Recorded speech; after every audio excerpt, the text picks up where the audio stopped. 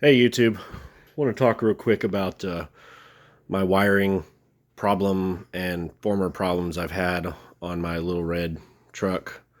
Real quick backstory on the truck. I'll make it as quick as possible. Got it when I was 16. Original transmission took a crap. I wanted to V8 swap it, so I went LS, blew up the 5.3 and put a 6.0 in here. Made it to a Turbo 350, which is on rebuild like number 5 or 6, who knows. Anyway, so again, when I built this thing, I was 20. I'm now 28. And my standards were a little bit lower as far as this kind of stuff. I can't believe that that was acceptable to me then, because it's definitely not now. Right now, currently, I'm having an issue with the fuel pump wiring or the fuel pump itself. I'm not sure yet.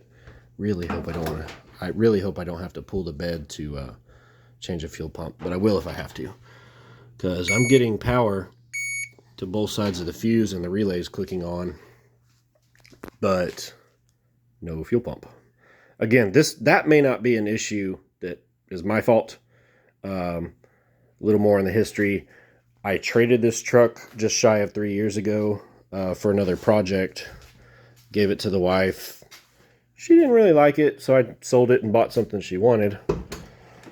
But anyway, so the only thing I've noticed so far that's been changed is when I had it, turn the key on, hit the starter, and fire up.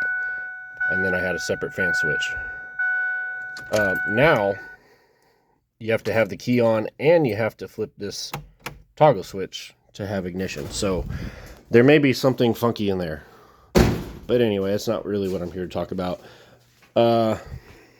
So because I have the Turbo 350 transmission that is not computer controlled, I went with this little box, Micro Squirt by DIY Auto Tune.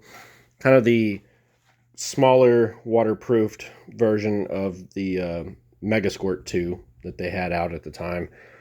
And I went with it again because it only has a certain number of outputs, and it's a really good computer for just engine control.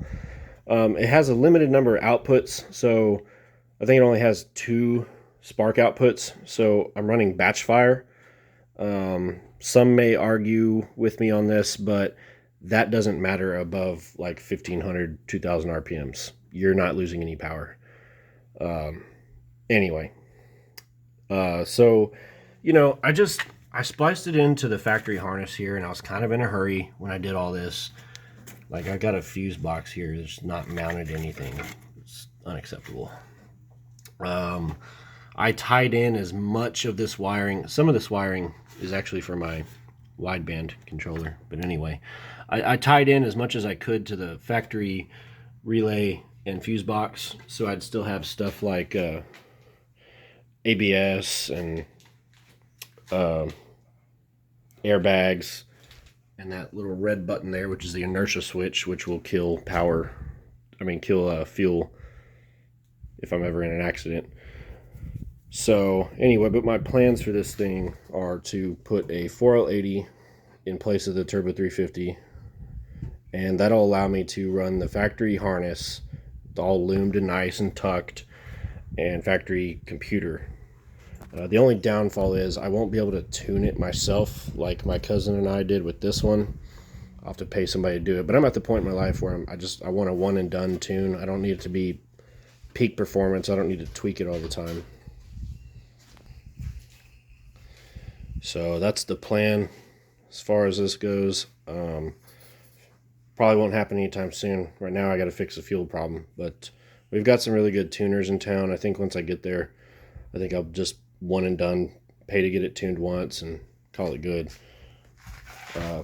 It was kind of a drag truck. Now it's just going to be more of a street truck. So not really that worried about getting every little possible horsepower out of it. I just want something that's fast, fun, reliable. And I think a factory computer would be a better option for that. Just in terms of cleaning up the mess that I made when I was 20 years old and in a hurry to get this thing running. So thanks for watching. Y'all know what to do.